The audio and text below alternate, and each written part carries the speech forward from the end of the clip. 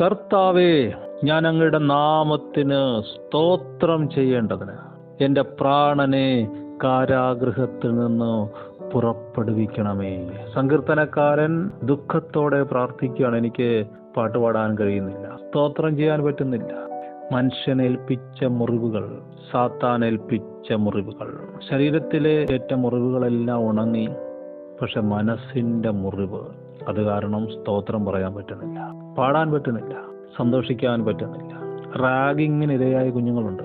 അവരുടെ ജീവനും കൊണ്ട് അവർ രക്ഷപ്പെട്ടു. പക്ഷേ അവർ പിന്നീട് ആത്മഹത്യ ചെയ്യാനിടയായി. പോലീസുകാരുടെ അതുപോലെ അധികാരികളുടെ പീഡ സഹിച്ച ചില യുവാക്കൾ അവർ പിന്നീട് ആത്മഹത്യ ചെയ്തു. കാരണം അവരുടെ മനസ്സിനേറ്റ മുറിവ് അത് മാഞ്ഞുപോയില്ല. അവരെവിടെയൊക്കെയോ വ്രണപ്പെട്ടു, അവർ ഇൻസൾട്ടഡായി. അവർക്ക് ആശ്വാസം കണ്ടെത്താൻ കഴിഞ്ഞില്ല. ശരീരത്തിന്റെ മുറിവുകളൊക്കെ പിന്നെയും ഉണങ്ങും, പക്ഷെ മനസ്സിന്റെ മുറിവ് അതെങ്ങനെ മാറും?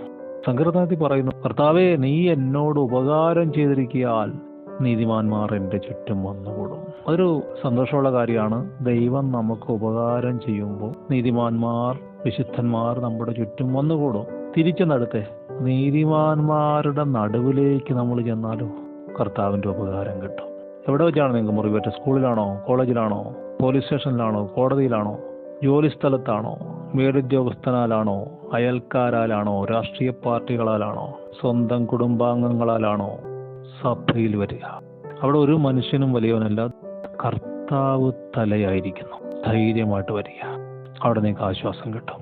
അവൻ നിങ്ങളുടെ പ്രാണനെ കാരാഗൃഹത്തിൽ നിന്ന് പുറപ്പെടുവിക്കും. സകലതും നന്മയ്ക്കാണെന്ന് മനസ്സിലാക്കി, അല്ലെങ്കിൽ നന്മയ്ക്കായി മാറ്റി അവൻ സ്തോത്രം പറയാൻ കൃപ തരും.